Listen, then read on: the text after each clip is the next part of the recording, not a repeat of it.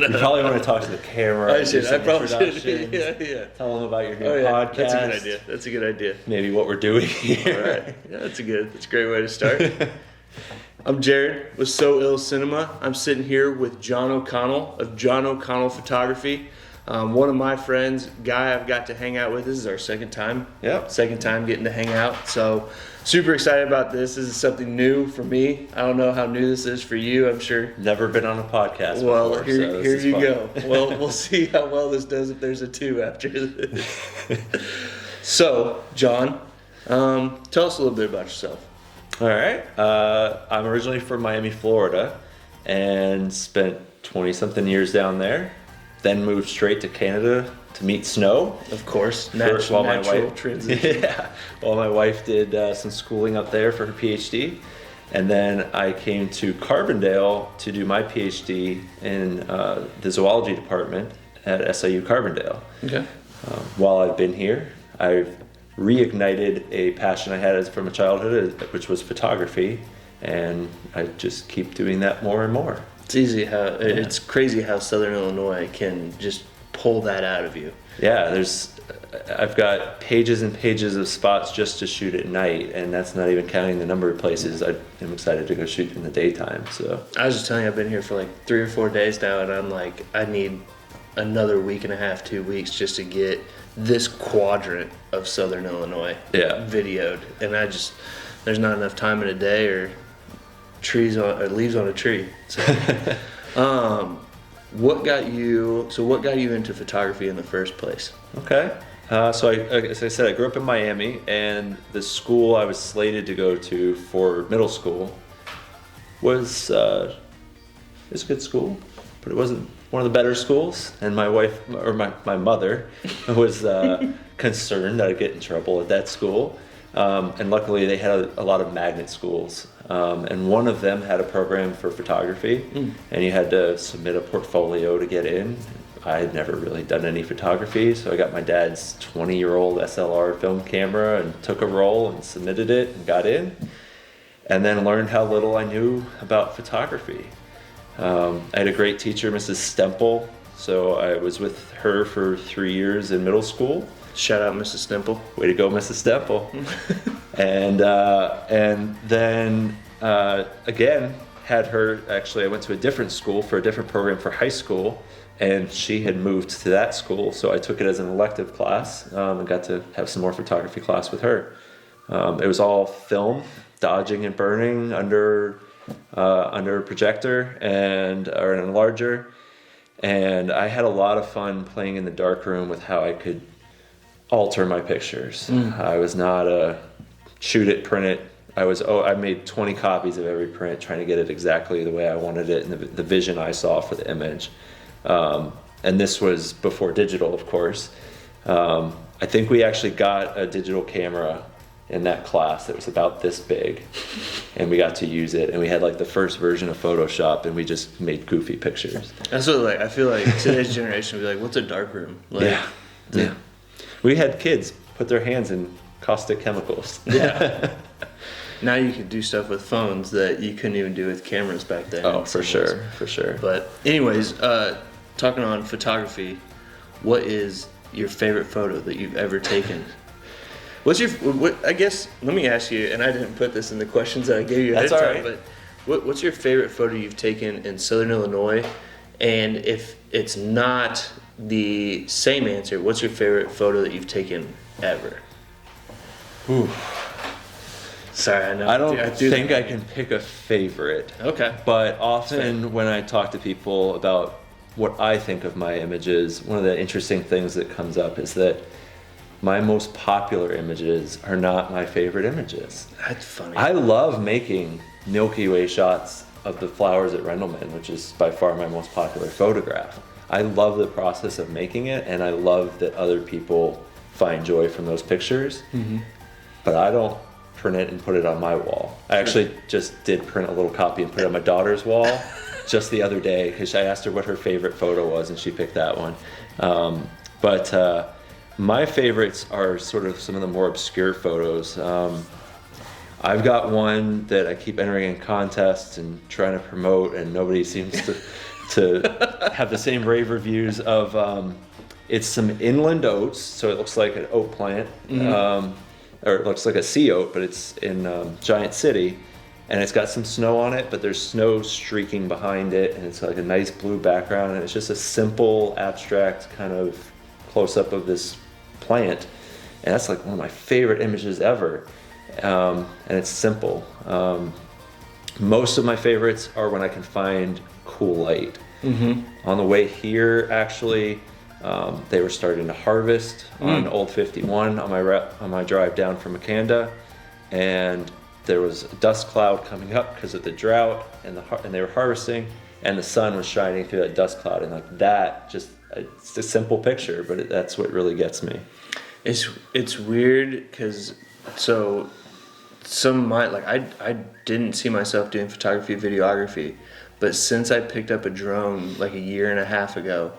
Now every time when I'm driving, I'll be like, oh, that's a really good shot. Oh, that's a really good shot. And it's like, I don't know why that is. Like, it must have always been in me, but now, like, everything I do, especially that I've had a drone in the air, I'm like, oh, if I could just have a drone over that. So I just keep it in the car with me all the time.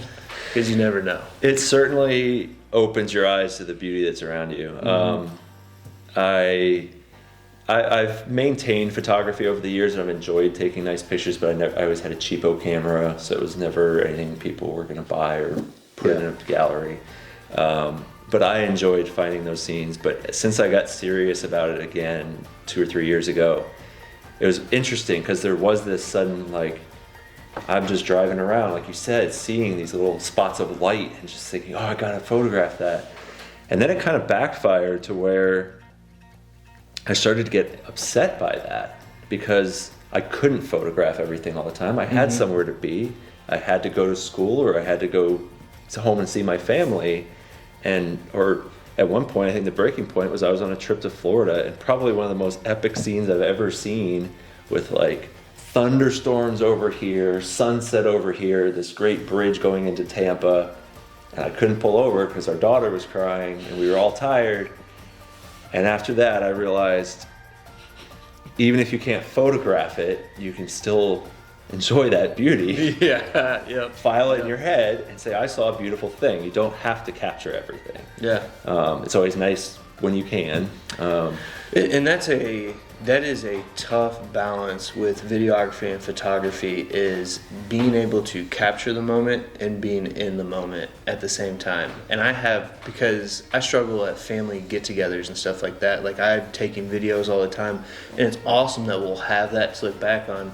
But I've also gotten criticism before, like, oh man, you're not enjoying, blah, blah, blah. But at the same rate, I look back on videos that my grandpa made whenever we were kids, and like, we watch those things fondly. So knowing that I can have that for my kids and stuff, it's a tough balance, but I think the more that I have captured and can look back on, you never know. You never know how long you'll have your grandma and your mom, not to be too more, you don't know how long you'll have anybody, and so.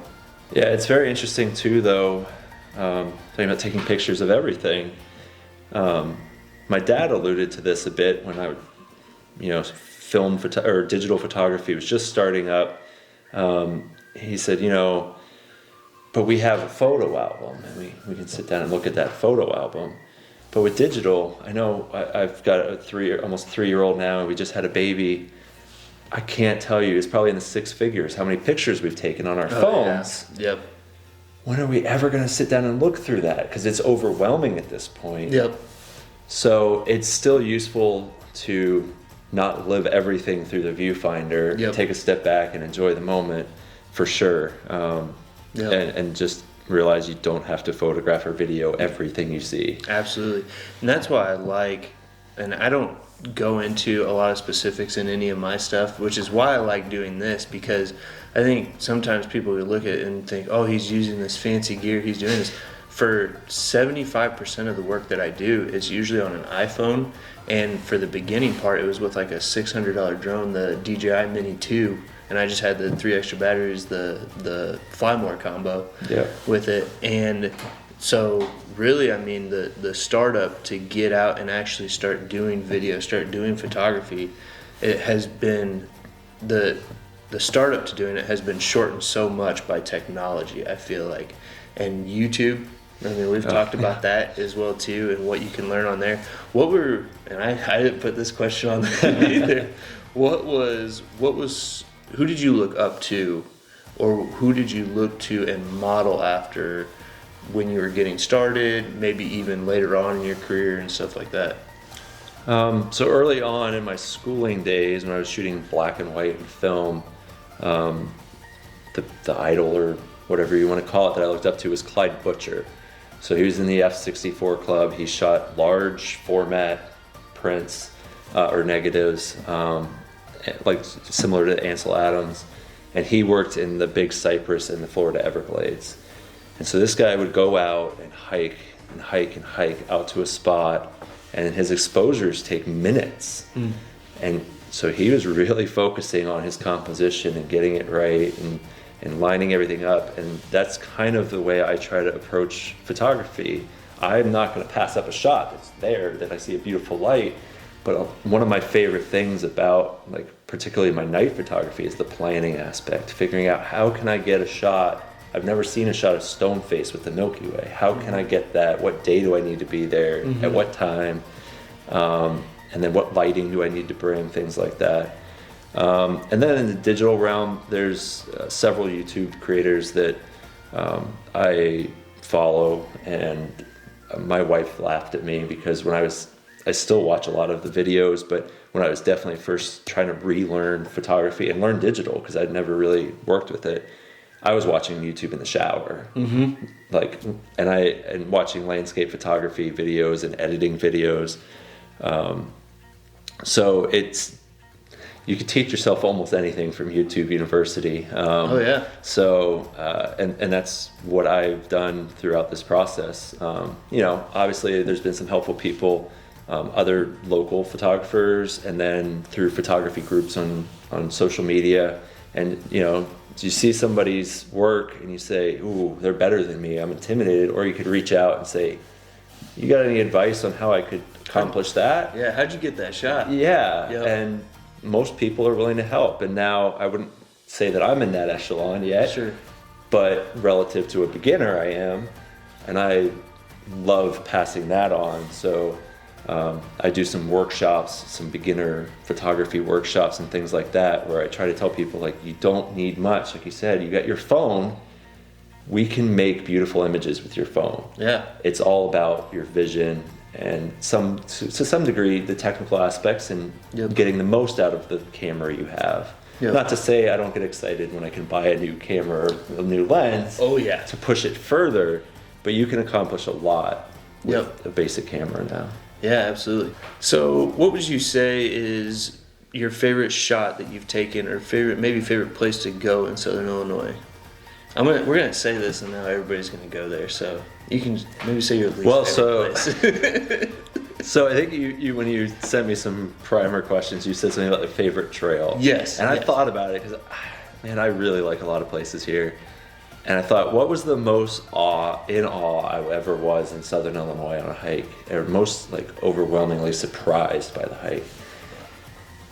And it was an ecological area. So I don't want to name it. Okay. It's not against the rules to hike there, but it's sensitive. It's a sensitive area, and I like the idea of bringing more people to the Shawnee. I want people to experience it. It's a beautiful country. I want to make sure that it's done responsibly. Sure. Growing up in a city of millions of people, there was an area called the Sandbar. Where hundreds of boats would go park on a weekend, and it would get trashed, and it was in a national park. And it kind of upset me at one point, but then I realized they're trashing the Sandbar instead of trashing everywhere. So it's nice to have places that are easily accessible, that can handle the volume, your Garden of the Gods and places like that, that are built for that. I don't want to name names of places that then a bunch of people are there parking where they shouldn't park, or hiking where they shouldn't hike. As far as places that are, and I'm not trying to hide them, Sure. But I'm just not going to name them on social media. No, or he's podcasts. hiding them. Yeah. If you look through my photos, you'll probably, and I had a blog actually for a while, flying by the seat of our plans, that was just my wife and I. We got tired of half our family was on Facebook and half wasn't, so we created a blog so all our friends could see it. And I posted about this hike on there. I like the subtle plug. If you want to see, check my stuff. No, well, that blog is dead and means nothing to my business or my ventures. So we're gonna revamp it. It's just out there if you're looking for some different information about hikes. There's some great information. People like Hiking with Sean, and there's a good gentleman out of Cape Girardeau, I can't remember his name right now, who puts out some really good articles, and some other people for sure. But this is just another blog, but from a photographer's perspective. But I don't have time for it. I abandoned it, I think, a year or two ago. Sure. But anyway, it's out there. The information's out there. But basically, I felt like I was in Fern Gully, and it wasn't Fern Cliff. It wasn't a play on words, but it was just so lush, so green, and it was in February or March. It shouldn't have been that green. There's just so much moss and flowing water. It was a really nice area.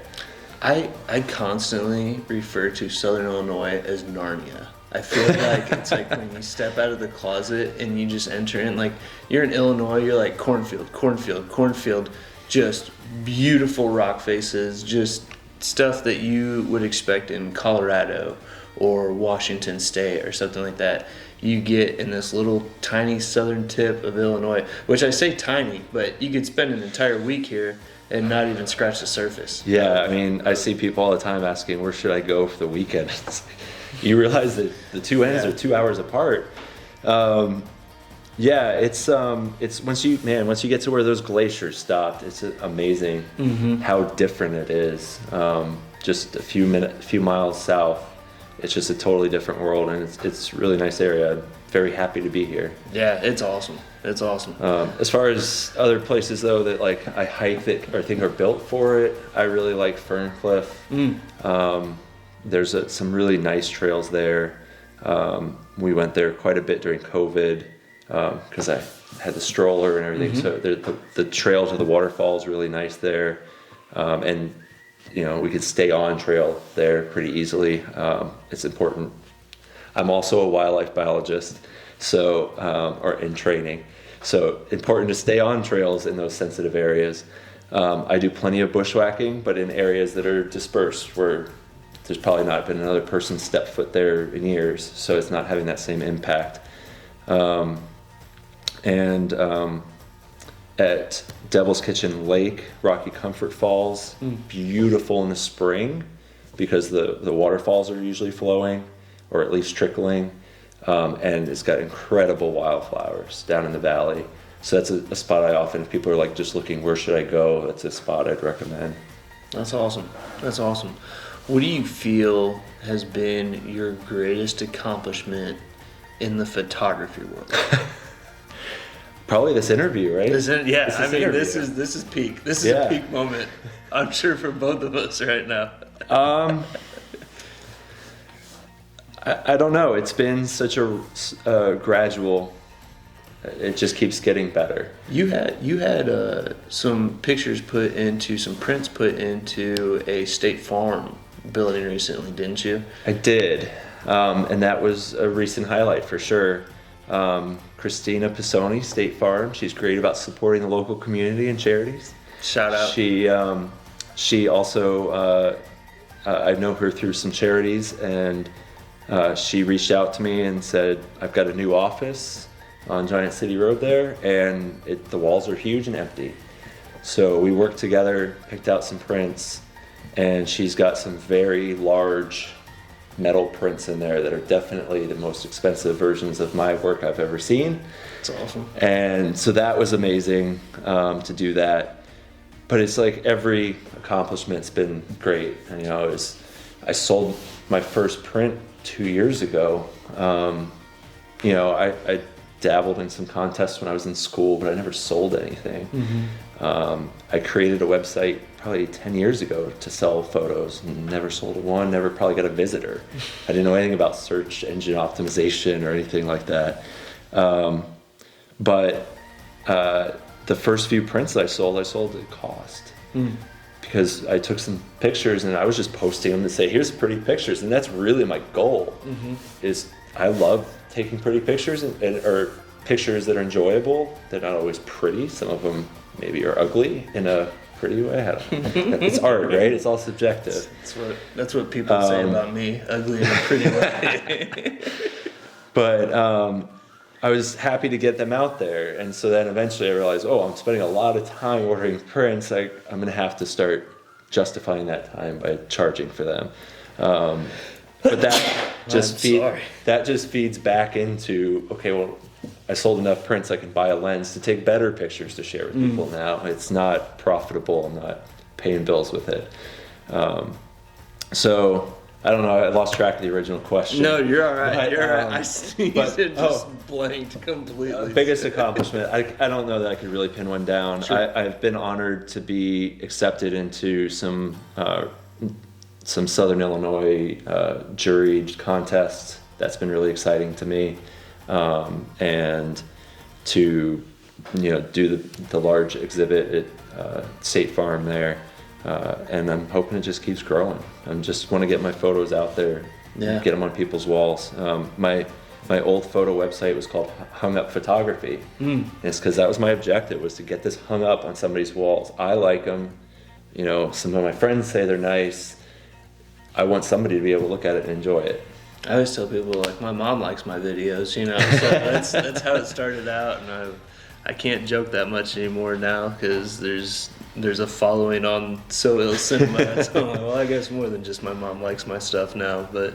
Well, and one of my greatest joys in this sharing of photography, and social media can be horrible, but one of the things I'm very thankful for is it allows me to get my photos out to people who wouldn't otherwise see them. Yeah. And I get a lot of messages from people who either have moved away or maybe are old or elderly and not able to get out to the Shawnee and hike anymore. Or they grew up here, and they message me and tell me how much those photos mean to them and how much it brings them back. To where it makes people emotional, and that's an accomplishment, right? Oh, yeah. My photo made somebody tear up. Yep. Like, I've had people tell me that, and that's amazing. That's beautiful. I've had, very early on, whenever I started doing the videography, I had a guy send me a personal message off of one of my videos. And looking back at my early videos now, I'm like, don't look back at my early photos. Yeah, I don't know how anybody enjoyed this. But one of the things that he said is that he was a disabled veteran that had grown up in Southern Illinois and had tore up the areas that I was at, running up and down, not tore them up, stomping ground. They were his stomping grounds, but because he's disabled, he can't get out to those areas anymore. And he just went on and was telling me how much he appreciated being able to see those things again. The drone offers obviously a very cool perspective. Right. But for me, I was like, man, if I don't have a reason for why I'm doing this, I do now, this guy, because there's so much, and that was kind of my thing too, is growing up in Central Illinois, I didn't even know that there was anything like this close. Now, I say this close, we're like 3.5, 4 hours away, but I mean, people are driving straight through Southern Illinois to go to Tennessee, to go to Gatlinburg, to go to all these places with these mountains and stuff like that. And it's like, man, we've got some really awesome rock formations spread all the way from Grand Tower to Elizabethtown. You've got just some of the most incredible stuff. And what I love about the Shawnee is the versatility of it. I enjoy some national parks, but I don't enjoy the crowds at national parks always. Yep. And we have a nice mix of state parks and some sensitive areas that are protected, where you can't, drive a four-wheeler and you can't have fires and things like that have protections. But then we also have areas where you can go out and primitive camp and cut up a log and start a fire. without a burn ban. And you can hunt and you can harvest mushrooms, and there's a more intimate relationship. You're not just viewing nature, you can actually interact with nature and be part of it. So that's what I've really enjoyed, not having national forest around me before, is just the flexibility of that. Yeah. And we were talking earlier about this trip, me coming back down here and maximizing it, and I'm trying to get as many adventure shots as I can, but it's like every time I'm leaving something on the table. I've got zip lining now. Shout out to Shawnee Bluffs Canopy Tour. Mark, you're awesome.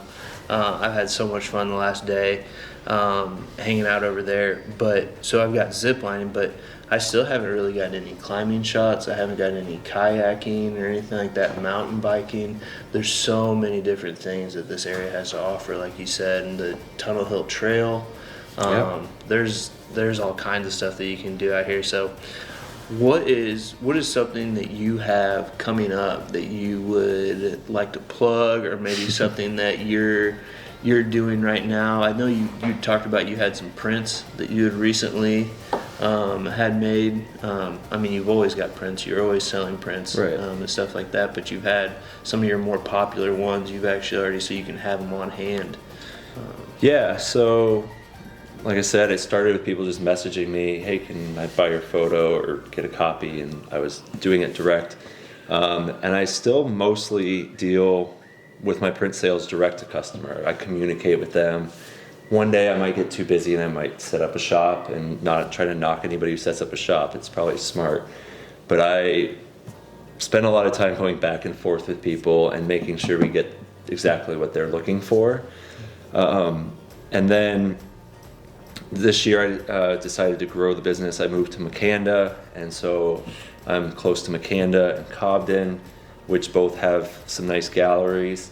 And I reached out to them, and they said, "Yeah, you can get some products and we can put it in here." So just over the last month, pretty much, with my, when I can get away from the newborn and get downstairs, I have been matting, and I've actually bought out a framing studio. It was a basement framing studio from a woman in Paducah who was no longer going to do it. She was retiring. So I bought a box of old frames and glass and mats and a mat cutter, and now I'm doing some of my own framing.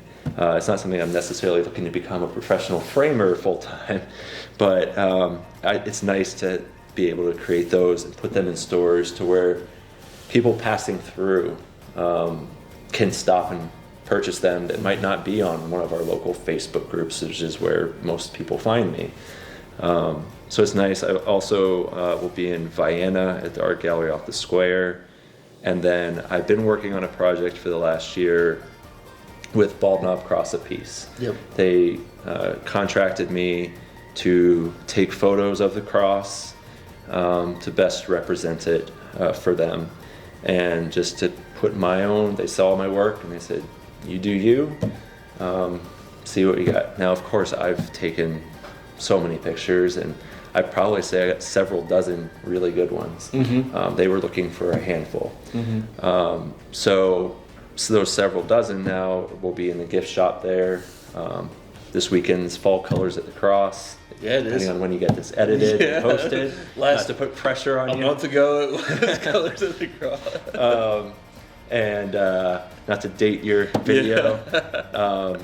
But we'll have prints and some larger wall pieces up there for somebody who just sees one, likes it, wants to purchase it. And then I've also got my 2023 calendar. So if we're plugging things. Boom. I'm selling 2023 calendars. I think I actually got one. If you grab it real quick. I was gonna deliver one to my neighbor tonight, so I had it in the truck. I figured I'd bring it in. You're seeing it here first. This is an exclusive, So Ill Cinema exclusive here. So these are the 2023 calendars. It's 11 months of Southern Illinois, 1 month because I went to the beach in Florida. Give me a break. Yep. And so I went through with my wife. We spent many nights trying to curate the pictures to present the different seasons and a diversity of images. I didn't want to just fill it with night sky pictures or just waterfall pictures. So we try to represent the best of my photography in the region and the one trip. So I'm selling these directly through my website, and I also have some in those shops that I mentioned earlier for slightly higher price in the shops. Gotcha. But they can also be ordered directly through me. And so far, everybody's loved them. I didn't skimp on quality. I got these things are huge, and I got the best paper I could find from a really good printing company. I didn't want to throw together a stapled together calendar, and people would be disappointed. Book cover, like and it's got like glitter almost to it, that's which awesome. makes the stars sparkle nice. So, how hard was it to pick 12 photos? oh my gosh. It's tough. I've seen the pictures. I need to be more picky, but you get emotionally attached to your pictures. Sure. I've got an album on my Facebook page. It's, my selected images, and it's my most popular and my favorite images over the last couple of years, and it's like 500. Yeah. And it's a lot. But every time I go out, I get new pictures, and You just do a small keep picture adding. for every day of the year. Yeah, on the next one. 365. There you go. Day calendars. That's awesome. Awesome. Well, John, I appreciate you taking the time, man. Thanks for having me out. Yeah, this has been awesome. It's a beautiful spot welcome to be to my hanging out. house. Yeah. Just kidding. Actually, shout out Cornerstone Cabins. Josh Brown, thank you for letting us do this here. This place is awesome. I actually haven't seen it in the light yet. But I'll be back soon. this is a 16-person cabin that we're in right now. It's a barn dominium, I think is, I don't know if that's a correct term. Used to be a horse barn that, he did not skimp on quality in this place. This looks awesome. We got to take a tour through it earlier. So check them out on Airbnb. Like I said, they're Cornerstone Cabins. Check out John O'Connell Photography. Get yourself, what's the website, John O'Connell Photography? JohnO'ConnellPhotography.com. You can't make it any easier than Yeah. that. Get yourself a calendar. Again, man, thank you. And we'll see you next time. That's awesome. Actually, that went pretty well. I did too. We didn't have too many flubs. We really did. Called my mom my wife, but that's about it.